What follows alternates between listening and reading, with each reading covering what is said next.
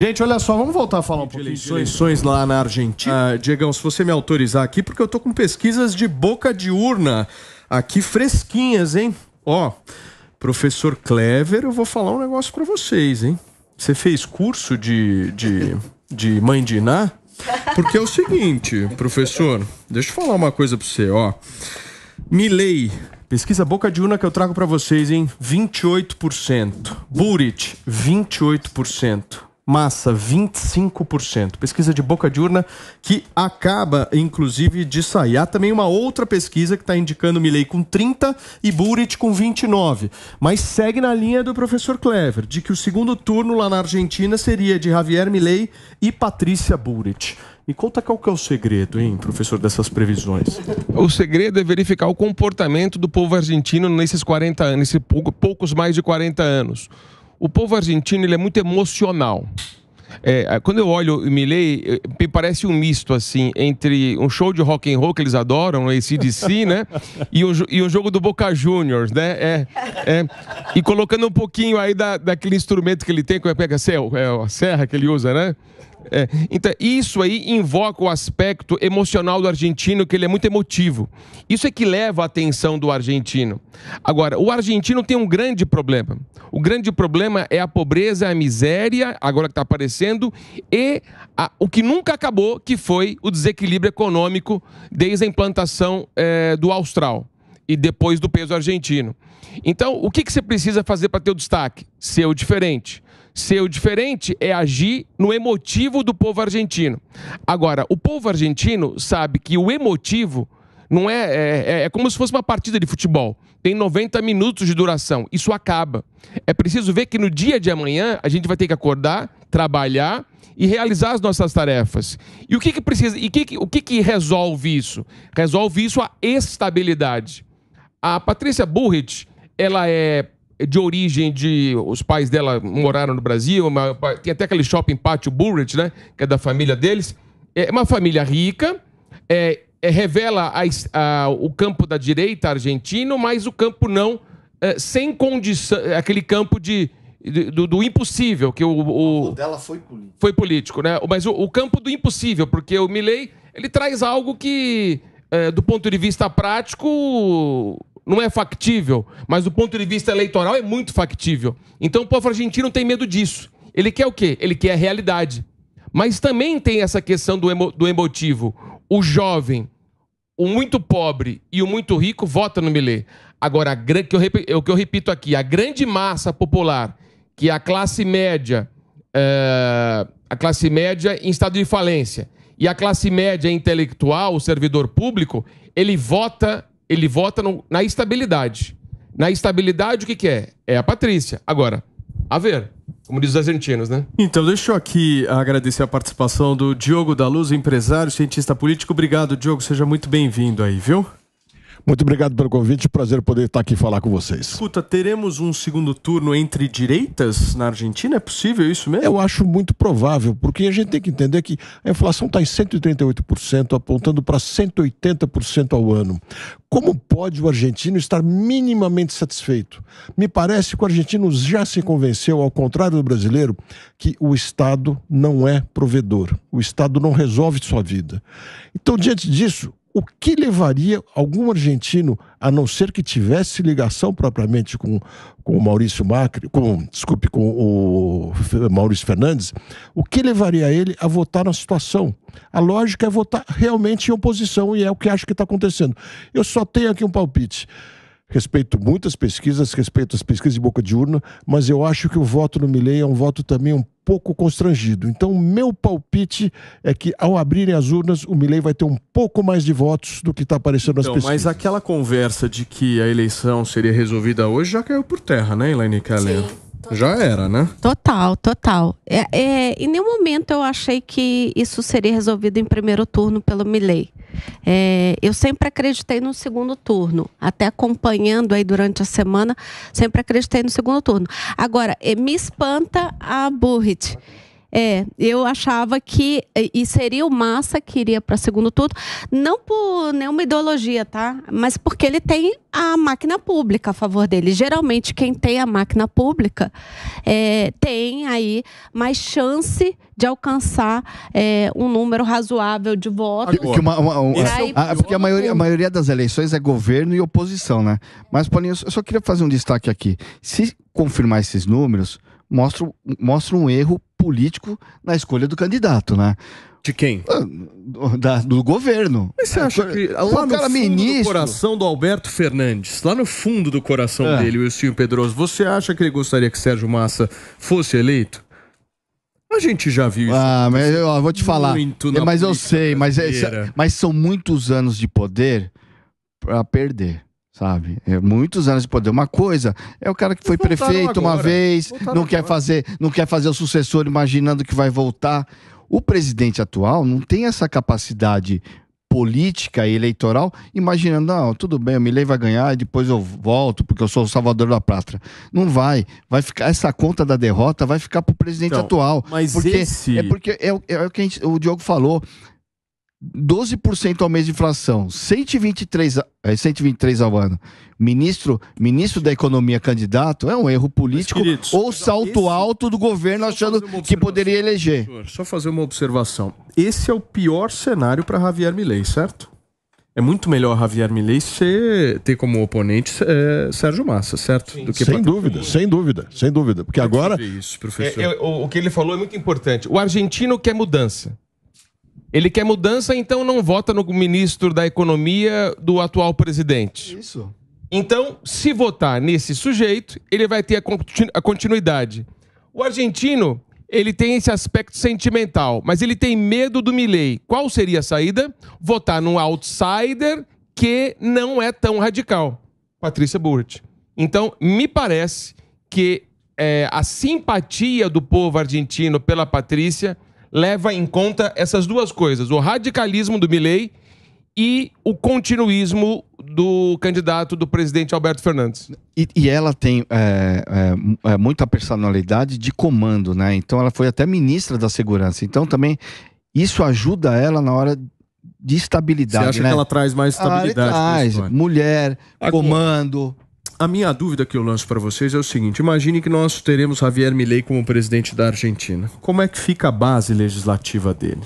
Todas essas propostas são propostas extremamente complexas, difíceis de serem executadas. Como é que fica a questão política na Argentina, sendo que ele tem uma base legislativa muito pequena, Kawaguchi? Irrisória. É possível isso? Eu acho que a gente... Porque o professor Kleber trouxe aqui um ponto interessante, né? Existe campanha e existe governo. Na campanha ele tá lá no show de rock, aquela coisa toda, AC/DC, viva lá a liberdade, eu só não vou continuar como que ele termina a frase em respeito ao nosso telespectador aqui, mas campanha é campanha. E governo é governo. Mas governo é governo. Com essa base, é possível? Eu concordo com o professor Kleber no sentido de que há uma certa insegurança em relação às propostas dele. E a gente tem que levar em conta que a economia argentina está derretendo. Imagina o medo dessas pessoas de perderem o seu patrimônio, perderem tudo que elas levaram uma vida inteira para construir. Então eles podem falar, não, vamos votar no mais moderado. Mas eu acho que isso é um pouco, aí falando agora de base, ele talvez aí não tenha 13%, 15% do que ele precisa ali no parlamento argentino. Mas eu acho que a gente não deve ver só sob essa ótica. Eu acho que a gente tem que ver o que poderia ser melhor para a Argentina. Se a gente começa a pensar muito nesse cálculo, não, mas não vai passar no parlamento, a gente nunca avança, a gente nunca muda as nossas ideias. Eu acho que o Milei traz é uma ideia nova, é essa questão. Se a gente vê isso aqui no Brasil, por exemplo, tá em falar, não, nunca vai passar no Congresso. Só que se o Congresso não passa certas mudanças para as quais a sociedade anseia, o Congresso não é reeleito depois. Então eu acho que você trazer ideias novas, mesmo que não seja o Milei, que seja a Bullrich, que seja eleita, são ideias novas, eles têm que arejar essa política argentina. Eu acho que seria muito difícil difícil para ele você trazer todas as reformas que um libertário se propõe. Mas eu acho que pelo menos ele vai ficar ali no meio do caminho se ele for eleito. Eu acho que seria muito pior mais peronismo ou um candidato mais, talvez, a Burrit um pouco mais acanhada nessa questão de reformas, assim. Eu acho que a gente tem que dar espaço para as ideias novas. Se a gente não acreditar nelas, se o argentino não acreditar nelas agora, quando que eles vão acreditar no liberalismo? Tem uma onda de direita vindo aí ou não? Porque se a gente analisar essa eleição na Argentina, se concretizar, tem uma disputa de direita no segundo turno, que era muito improvável, né? Nos Estados Unidos, Trump aí liderando as pesquisas. Como é que vocês veem isso? Tem um movimento ou não? Ou são questões pontuais, professor? Eu acho que são questões locais. Econômicas, locais, sociais. O argentino tem dificuldade financeira. Bem como disse o Diogo, a dificuldade financeira. Nós não temos dinheiro mais para sobreviver. Não dá para continuar esse governo. Vamos mudar. Vamos mudar com quem? Com um radical ou com uma pessoa da direita que largou a esquerda e faz uma proposta de um governo pujante, mas sem retirar um pouco daquela estabilidade que o argentino gosta? Aí é essa a opção do argentino. Agora, essa questão do parlamento é muito interessante da pergunta que você fez. Eu chamo o voto de tesoura, né? Porque a cédula eleitoral na Argentina, aquela cédula é enorme e o voto é em lista, né? É chamado de lençol. Lençol, isso. O voto em lista. Eu acho que nós temos a ausência de tesoura na província de Buenos Aires e a tesourada lá nos outros 22 estados. Por quê? Porque o argentino ele vai voltar conforme o regionalismo. E no interior da Argentina, as pessoas são mais estáveis e insuscetíveis à mudança. Já na província de Buenos Aires, as pessoas querem a mudança porque é o grande centro urbano e as pessoas sentem essa necessidade de mudança porque vê muita pobreza, muita miséria na Argentina. Então, acho que o parlamento, na votação na província de Buenos Aires, vai ser um parlamento mais ligado ao Milei, a votação do Milei, tendo em vista a ausência do voto de tesoura, de corte da cédula eleitoral. Agora, em Rosário, em Córdoba, em Mar del Plata, nas Missões, lá embaixo também, o voto vai ser um pouco mais ligado à estabilidade, como sempre a Argentina teve. Ou seja, vai ter um meio a meio no parlamento aí, e com campanha a campanha, governo a governo, quem ganhar vai ter que negociar com o parlamento. Já que vocês estão falando dessas regras eleitorais, deixa eu explicar para a nossa audiência aqui como é que funciona lá na Argentina. Porque as regras lá, gente, facilitam a vitória de um candidato já no primeiro turno. Para vocês entenderem, é preciso que aconteça uma dessas situações. Olha só. Na primeira, o mais votado deve ter 45% ou mais dos votos. A segunda possibilidade da eleição ser resolvida hoje é que ele tenha 40% dos votos e uma vantagem de 10 pontos percentuais para o segundo colocado. Desde que essa regra começou a valer em 1994, a Argentina teve 7 eleições presidenciais e apenas uma vez houve segundo turno em 2015. Naquele ano, o Macri e Daniel Scioli se enfrentaram e o primeiro foi o vencedor. Houve ainda um caso inusitado em 2003. Carlos Menem e Néstor Kirchner deveriam avançar para a segunda rodada de votação, mas Menem desistiu e aí abriu caminho para Kirchner governar o país. Essa é a situação lá. Inclusive lá também tem voto impresso, o que nós não temos aqui, e outras questões que envolvem aí o processo eleitoral, certo? Mas você sabe que eles tentaram o voto impresso, né? Mas não era o voto... O eletrônico. Urna eletrônica, era um tablet. Porque, tá aqui, ó, quer ver? Mas o peronismo não concordou com isso, né? O peronismo não concordou com isso. Segura aqui, eu vou... Você anotou isso, senhor? É o lençol. Agradecer a Cristina que arrumou pra mim o... Como é que é isso? Esse aqui é o lençol. Voto do candidato a presidente. Você corta, coloca dentro do envelope e entrega pro mesário. O que eles tentaram é que hoje as pessoas preenchem o voto, né? Tem a cara e tal, preenche o voto. Tentaram fazer isso via tablet. Via tablet, que é o que eles falam de voto eletrônico. Só que a tecnologia saiu muito cara, porque na verdade não era urna eletrônica igual a nossa. Ele imprimia e colocava dentro do envelope. E uma questão importante também, que a gente está falando muito de eleição do presidente, mas o professor Kleber trouxe uma informação importante. Presidente, governador, Câmara do Mercosul está sendo votada.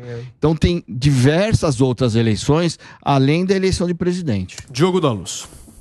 Eu queria só fazer um comentário primeiro sobre a escolha do Sérgio Massa como candidato à presidência da situação. Eu acho que ela foi acertada. O problema é que não adianta, é muito difícil que venha ganhar. Mas o Sérgio Massa, ele representava a direita daquela esquerda. Então era a única chance que eles tinham com o Sérgio Massa. Mesmo sendo o ministro da Economia, ele conseguiu dar traços um pouco mais animadores para a economia, e muitos analistas dizem que caso eventualmente ele venha ganhar, a Argentina vai caminhar um pouco mais para a direita também. Então acho que essa foi a razão de escolherem ele. Agora, quanto ao Milei, acho que a gente tem uma dúvida muito grande. Eu vi o professor falar em um candidato radical. Eu não tenho certeza ainda, Paulo, se ele é radical de verdade. Ele tem 9 livros, muito bem escritos, muito bem fundamentados, onde mostra que ele tem conhecimento, que ele é um intelectual, e ele, no seu programa de governo, que é muito bom, ele mostra querer trazer a Argentina para a década de 30, quando a Argentina era o país mais próspero do mundo. Não era da América do Sul, do mundo. Portanto, faz sentido. O problema é que ele, como pessoa, se mostra quase que um alucinado.